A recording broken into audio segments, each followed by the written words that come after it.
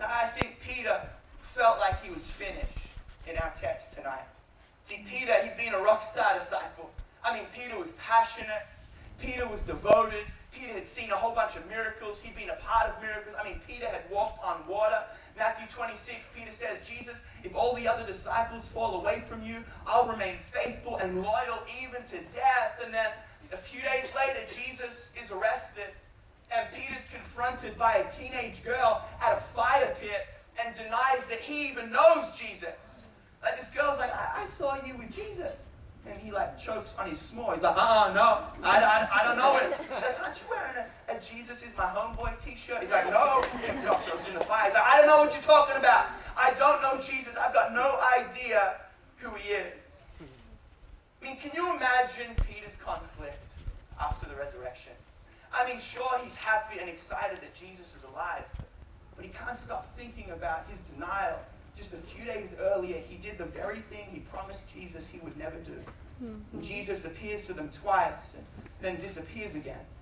Now imagine all the disciples are like, so what now? Like, what do we do now?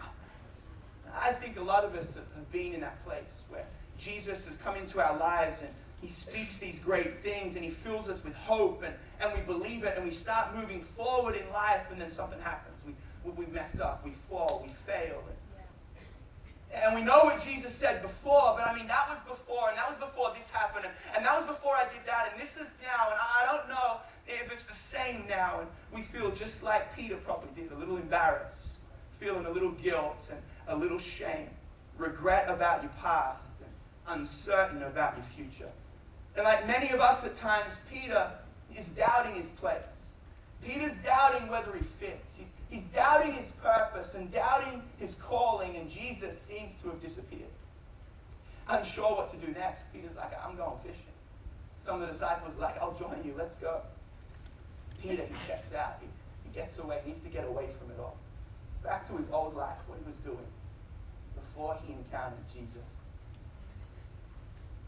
Have you ever gone fishing in life? Have you ever checked out just like Peter did?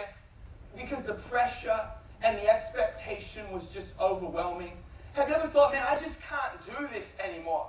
It's just too hard. It's just too difficult. I can't keep following Jesus. I can't keep doing this whole church thing. I can't keep this up. I can't do this anymore. So you go back to something familiar.